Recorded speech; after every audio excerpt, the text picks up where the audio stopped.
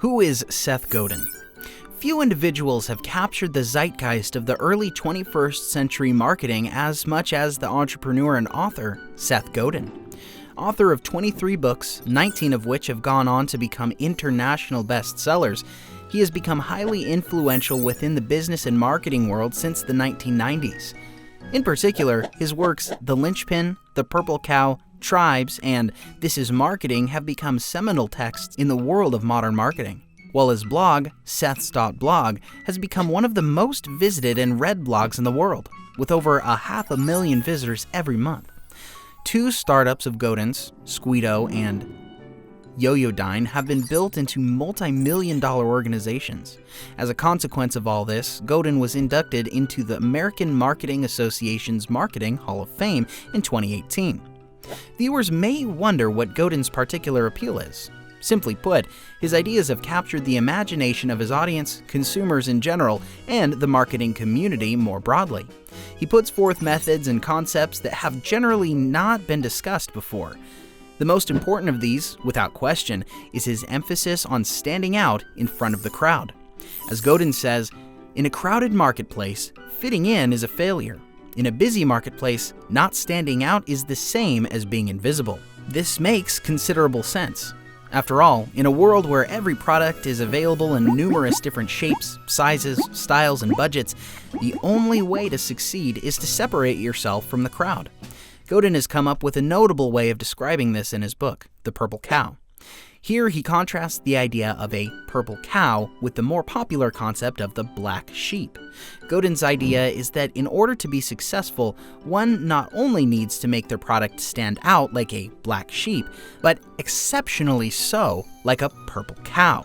Have a product that makes people go, wow. He also stresses the idea of being a rebel in marketing and business. Business is full of people who have great ideas, but often do not translate into success. Godin's belief is that our ideas can sometimes become stymied by having to fit within the preconceived framework of a company, institution, or group. Accordingly, he argues that people need to be rebels and forge their own path in business to make their ideas a reality before they get shoehorned into a one-size-fits-all business model. As such, he is in favor of taking risks, noting that great success is never built off playing it safe. All of this amounts to a quiet confidence. Those who see Godin speak live or perform at workshops and conferences will notice that he is generally a calm and collected figure, certainly not ultra-energetic, as so many marketing gurus will claim you need to be. He never raises his voice or fights for attention because he knows that his ideas will do the talking for him. What is marketing? What is marketing? This may seem like a question with a straightforward answer, but marketing actually means many different things to many different people. For some, it is the simple act of telling as many people as possible about the product or service you are offering. For others, it's about trying to coerce people into buying that product or service, regardless of whether or not they might even need it. For Seth Godin, marketing is more altruistic and holistic. Godin states that marketing is the generous act of helping someone solve a problem. Their problem? Marketing helps others become who they seek to become.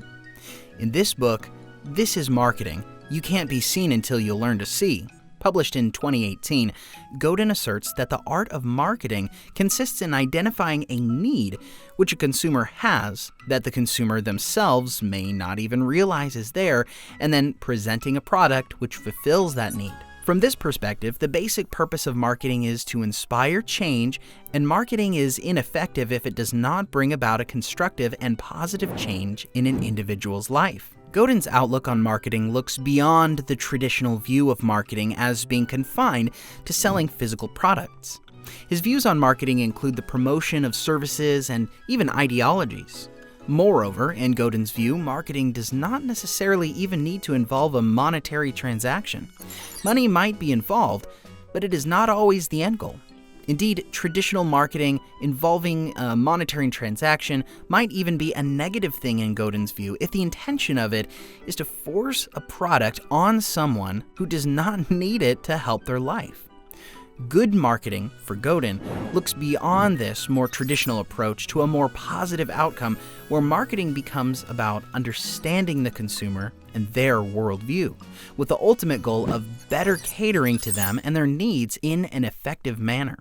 Thus, for Godin, marketing is always focused on building trust, establishing effective communication with the customer, and earning permission to contact them. The privacy of the customer is always sacrosanct, and this can never be compromised. From Godin's point of view, every aspect of our lives is infiltrated in one way or another by marketing, whether through the television shows which we watch or from the political parties which we choose to support. When we choose to follow somebody or something through each of these mediums, it is the result of effective and successful marketing. If you are persuaded by someone to take action on a certain issue, you're using marketing techniques. If you're looking for votes at a city council meeting or looking for a promotion at work, you are applying marketing methods to one degree or another in order to further your goals. The same applies when you're writing copy on your website, taking a selfie photo to post on your social media accounts, or trying to talk your way out of getting a speeding ticket. In many ways, we are always marketing, whether consciously or unconsciously. The purple cow. What is a purple cow? The concept is the brainchild of Seth Godin and was best articulated in his best-selling 2003 book, The Purple Cow: Transform Your Business by Being Remarkable, which went on to go through 23 print editions in the first 2 years alone, selling more than 150,000 copies in that same period. Godin's concept is simple, but effective. He asks readers to imagine they are surveying a vast field full of cows grazing. Viewers might appreciate this scene out in nature, but it is unlikely that any of the individual cows will stand out from the crowd or leave an impression on the viewer's mind. Now, imagine all of a sudden you catch sight of a purple cow. This cow would certainly grab your attention. In fact, you would want to investigate it further to find out how the cow had come to be purple. Godin's argument is that in business and marketing, we need to have products that are the equivalent of the purple cow in a field full of normal black, brown, and white cows. In a market that is bombarding customers with all kinds of products in a manner of shapes, sizes, colors, and costs, to be successful, one needs to stand out. The goal is to create a product or service which makes people stop and take notice, much like one would if they set eyes on a purple cow in the middle of a herd of normal colored cattle. Godin is not suggesting being controversial just for the sake of doing so. After all, if you try to market something like heeled Uggs or transparent clothes, you might well generate attention, much like the purple cow, but no one is going to buy your product, unless it is a one-off purchase for the purpose of a practical joke. Rather, Godin is arguing that you need to have a product that stands out and catches people's attention, but one which is also a great product, which people will want to buy and become repeat customers of. This concept is highly applicable to the world of modern marketing. Every day, we are bombarded by marketing, from television commercials and internet advertisements to billboards and signs. We are exposed to these adverts at such high frequency that we have learned to tune them out unless they stand out like a purple cow in a field of black and white ones. But some cut across our attentions and grab them for one reason or another, whether it is a striking image, a thought-provoking slogan, or a wholly novel concept. These are all examples of purple cows. Thus, what Godin has preached in The Purple Cow is that in order to be successful, you need to stand out and make your product unique. This requires creativity, innovation, and thinking which pushes the boundaries. But with the right application of these, any product can become a purple cow in a field full of boring black and white cows. Linchpin. Are you indispensable? Are you indispensable no matter what field of endeavor you are working and living in? Understanding the value of making yourself indispensable and learning how to do so is the focus of Seth Godin's 2010 book, Linchpin: Are You Indispensable? In this work, Godin sets out to explain what he believes makes a person indispensable, and also to explain that the way to make yourself indispensable is by rejecting the idea of blending in. In Godin's view, society conditions people to conform to certain accepted modes of behavior. But when we blend in, we are doing the very opposite of making ourselves indispensable, because we're trying to be just like everybody else. The way to make yourself indispensable from this perspective is to break free from the societal boundaries we've been pigeonholed into and make yourself indispensable through your unique attributes. Hence, for Godin, we should not be aiming to make ourselves average or ordinary, but trying to become like a linchpin, someone who is different, a person who hasn't lost their own individuality and is truly capable of creating art. By art here, Godin does not mean the kind of art we paint or sculpt, but rather the art we produce when we can do or produce something which no one else can do in quite the same way. The linchpin is someone who perfects their abilities in a certain sphere to the extent that they become indispensable. Godin's view on being a linchpin and making yourself indispensable are best expressed in his own words. The job is what you do when you are told what to do. The job is showing up at the factory, following instructions, meeting spec, and being managed. Someone can always do your job a little better or faster or cheaper than you can. The job might be difficult. It might require skill, but it's a job. Your art is what you do when no one can tell you exactly how to do it. Your art is the act of taking responsibility, challenging the status quo, and changing people. So to be a linchpin is to be such a vital part of an organization that the company or business you work for would no longer be able to operate as well as it can without your contribution and input. Much like a wheel cannot fully function without the linchpin of it. Becoming indispensable will not happen without effort. As Godin explains, there are a number of key qualities which a person needs to acquire in order to become an indispensable linchpin. You need to be creative and innovative, but most of all, a person needs to be a hard worker with a passion to succeed. But when you reach the point of being a linchpin, you will become indispensable in your field of endeavors. The benefits of that will be immense. What matters is the story you tell. Have you ever wondered what makes a designer dress so expensive? Many high-end dresses and products are made with fabrics and materials which are very similar to those employed in your average clothes or products one would find in a mid-range clothing shop. In many instances, a Gucci dress or a Givenchy suit is made with raw materials that are not so expensive. So why are the products which companies like these sell so much more expensive? The answer, according to marketing guru Seth Godin, lies in the story they are telling. In 2018, Godin published the latest in a long line of best-selling marketing books. This is marketing. You can't be seen until you learn to see.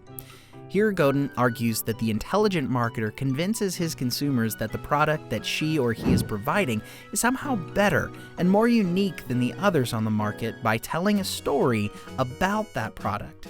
In the end, the product might differ little from other similar ones that are available to purchase, but the effective marketer is able to spin a tale about the brand and convince the customer that is able to spin a tale about the brand and convince the consumer that his or her product is special.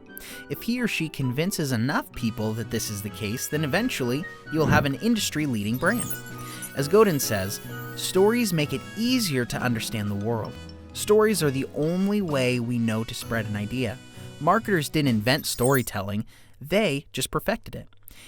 Every institution, every organization, every marketer uses this tactic of telling a story in order to make people believe that their product is the best one from among the infinite number of choices presented to them in the modern-day marketplace. Modern marketing strategies are most successful when marketers are able to convince people of their story, to have them embrace it, ultimately because it fits into the customer's worldview and those of their family, friends, and peers. The strategy is unsuccessful if the story told by the marketer is inauthentic or so far-fetched that it comes across as an outright lie. The latter point is important. Godin argues that when marketers stretch storytelling to the point of dealing in untruths, they are behaving unethically and making the world a worse place. Consequently, the marketer is always ethically obliged to tell their story in a responsible fashion. We can see the wisdom of Godin's prescriptions here in many recent examples from the business world. There are no shortage of examples whereby selfish marketers, businessmen, institute, and politicians have created problems in their efforts to shape a unique story in order to profit off of it. Thus, the thing to bear in mind is that one story has to be accurate, ethical, and authentic. When you have a story like that, you will stop having a run-of-the-mill product and start having a successful brand. Building trust. Trust, the marketing guru Seth Godin has suggested, is as scarce as attention. By this he means that establishing trust with your customers is just as important as grabbing a potential customer's attention. In the modern era, we are all familiar with online shopping and the impersonal nature of online business. There are tens of thousands of companies selling their goods online for us to choose to buy products from as we want or need them, be it clothes, groceries, services, or data. But what all these companies have in common is the lack of a personal interaction. So how then does an online company build trust with a customer, the better to capture their business and retain it?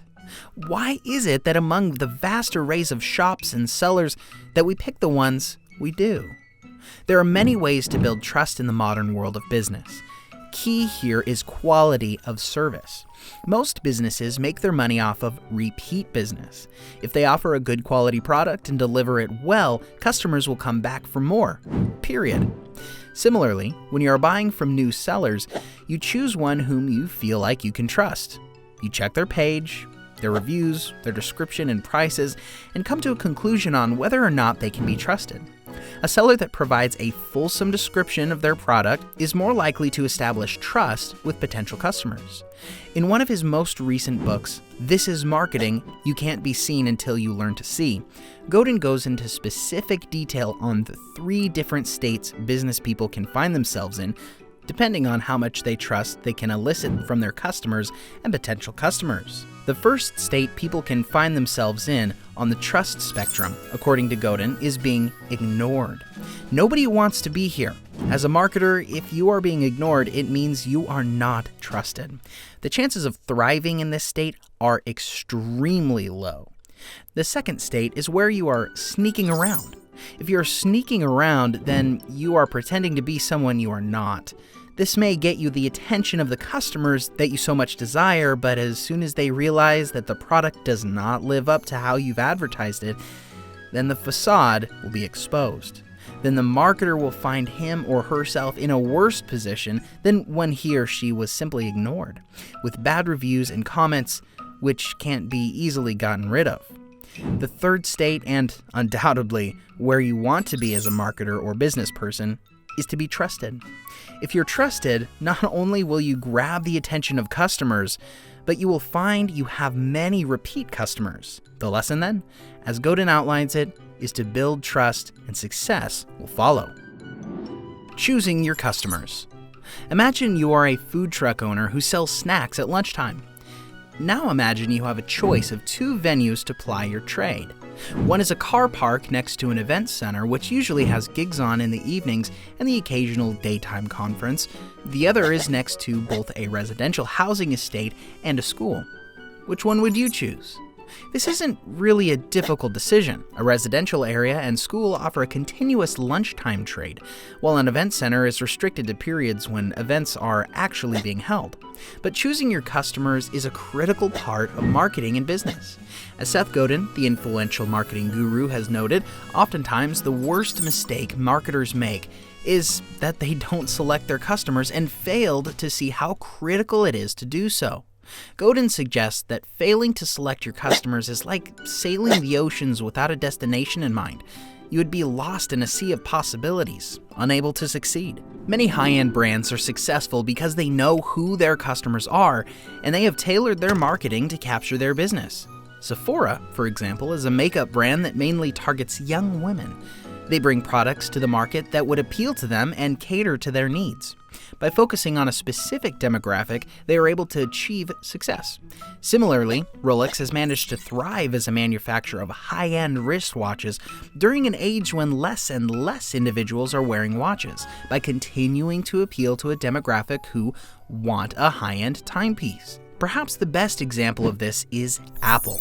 Apple's computers are generally considerably more expensive than those sold by PC manufacturers such as Dell, HP, Acer, or Toshiba.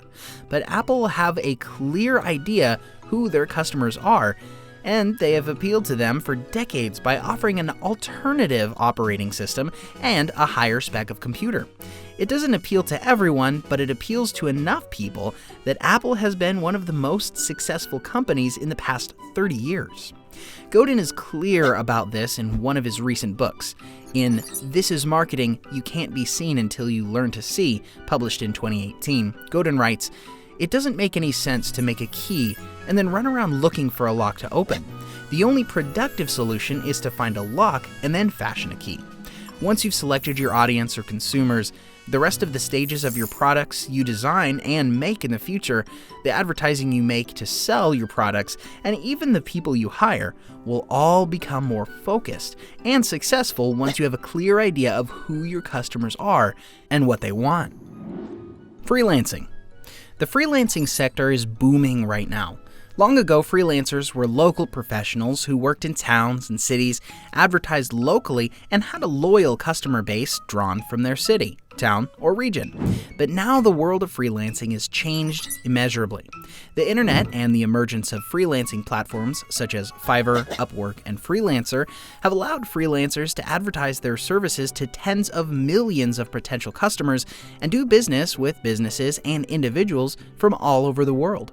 Moreover, the outsourcing of many kinds of work which publishing firms, softwares, companies, and many other businesses used to have in-house staff do has greatly expanded the market for freelancers. Many are drawn to freelancing, citing the flexibility involved and the benefits of being self-employed. But freelancing is not without its hurdles. The same factors that have expanded the freelancing sector have also made it a highly competitive way to make a living. There are millions of freelancers out there, and in some fields, one will find no shortage of practitioners offering very similar services on platforms like Fiverr and Upwork. The question then is, how does one stand out from the crowd? How does one become a super successful freelancer and make not just a solid living, but a great living? For Seth Godin, the influential marketing guru and a highly successful freelancer himself, the answer lies in a number of key areas. Firstly, and this may seem counterintuitive, the freelancer should not undersell themselves. Don't offer to work for minimum wage in the hopes that this will attract more business. While one might think this will attract customers looking to get a job done for as little as possible, it can actually put potential clients off. After all, if someone offered you a new iPhone for $50, you would assume there was something wrong with it. It is no different with freelance services. Set a high standard and a price which reflects this. Godin also stresses the need for freelancers to leave their comfort zones. Many freelancers will become freelancers for the very simple reason that they want to continue working in a field they are used to. For instance, many freelance editors have become editors as publishing houses have outsourced their editing work in recent years, and the editors they once employed full-time have suddenly found themselves working as freelancers. While Godin stresses that such a determination to stay working at what one likes is wholly understandable, the freelancer must also be willing to adapt, adjust, and find new opportunities as they present themselves. Finally, Godin emphasizes the need to always give your best as a freelancer. It may be tempting to do just enough to finish the brief or lower your standards when dealing with repeat customers, but the successful freelancer should approach every job like it's the first of a really innovative new project. In doing so, the energetic freelancer will always stand out from the crowd. How to blog. Many internet trends have come and gone in the blink of an eye over the past 20 years. Not so with blogging. Blogging became a very popular way of expressing one's ideas and thoughts with people all over the world from very early on in the digital revolution, and it has never lost that attraction. Today, there are all kinds of blogs on the internet, from lifestyle blogs showcasing travel, food, and culture, to business blogs discussing economics, industry, and global markets. Seth Godin, the marketing guru, runs one of the most popular blogs out there today, one which logs an average of over 500,000 readers per month. Unsurprisingly, his readership is highly diverse, with a strong following from freelancers and marketers to white-collar workers and market strategists, each of whom are looking to better boost their earning potential and expand their businesses by learning from one of the best in the modern industry. But what can we learn from Godin about the art of blogging itself? First and foremost, Godin stresses that the number one rule of hosting one's own blog is to write regularly, revise, and then repeat. Mistakes are okay. In fact, they're even a good thing when you learn from them and grow as a result. Make sure you pick out the positives and negatives from every post and take the reviews and views into consideration while writing the next post. Godin's second key rule is to make sure you write every day, or nearly every day. Never give up. Every skill requires practice and patience, and nothing worth getting good at is achieved overnight. Hence, if you feel like your writing is not great right now, just keep practicing. Write at least one blog post each day, and you will soon see the improvement. The key is to not let yourself become disheartened. Keep writing, and eventually those views will start to increase. Godin's third key rule is more controversial. Many bloggers allow readers to comment on what they've written. Godin doesn't. The argument here is that leaving readers' comments on your blog can lead to negative comments and heated debates, ones which will rob the blogger of not just his time, but her energy as well. There are many other ideas to keep in mind according to Godin when you've entered the world of blogging. Pay attention to the world around you, and try to find topics that interest people but haven't been discussed a lot. This will make your content stand out. Write about what motivates you and the things which you are interested in. Your writing should reflect your passions, and that will transfer into engaging content. Plan ahead. Always know where your blog is going over the next few weeks, so there is continuity to your threads. And don't dwell on making money from your blog. It is possible to make money through blogging, but if that is the primary goal of your blog, your content might well suffer. Finally, make your blog a reflection of you. It's your space to be creative. Use it as such. Wants versus needs. What are the things that we want? And what things do we actually need? These are two different things, and yet too often today we conflate the two things together. Wants are things which we desire, that we may get a temporary emotional high from, or which would make us happier or more comfortable. But a need is simultaneously more basic and more important. I might want a new 60-inch 4K television, but if I'm being honest with myself, I don't need one. By way of contrast, I don't just want food or water, I need them. And if I don't get them regularly, I wouldn't be alive very long. Seth Godin's work has stressed the distinction between wants and needs. Marketers often confuse the two, but in order to successfully market a product, it is necessary to remember to distinguish between the two. Godin stresses that when a person's actual needs are fulfilled, they are left with their non-vital wants, and that often they begin to conceive of these wants as necessary needs. In this scenario, the individual who has a good job, a comfortable home, and enough money at the end of the week to pay all their bills often begins to take the satisfying of their needs for granted, and begins to conceive of their wants as needs. They don't want a sun holiday next summer. They need it. Godin argues that if a business person or entrepreneur can fully understand this cycle, then he or she can tap into it and successfully market her or his product as something which individuals need. In this sense, a marketer can succeed by presenting something which is effectively a want as something which is a need. Modern marketing regularly features this. Products are often advertised by showing you what you are losing out on if you don't have it. The problem created by the lack of this product is then exaggerated before a solution is offered, namely being through acquiring the product.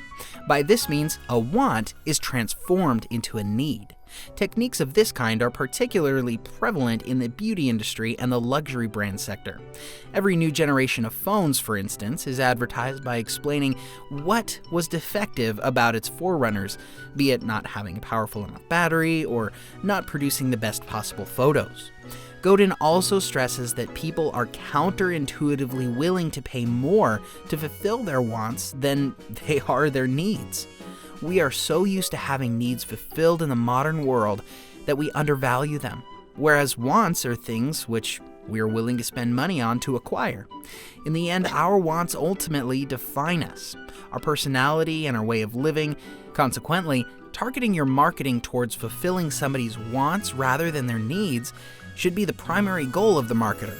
He or she is more likely to have a successful product if it appeals to people's wants rather than what they need.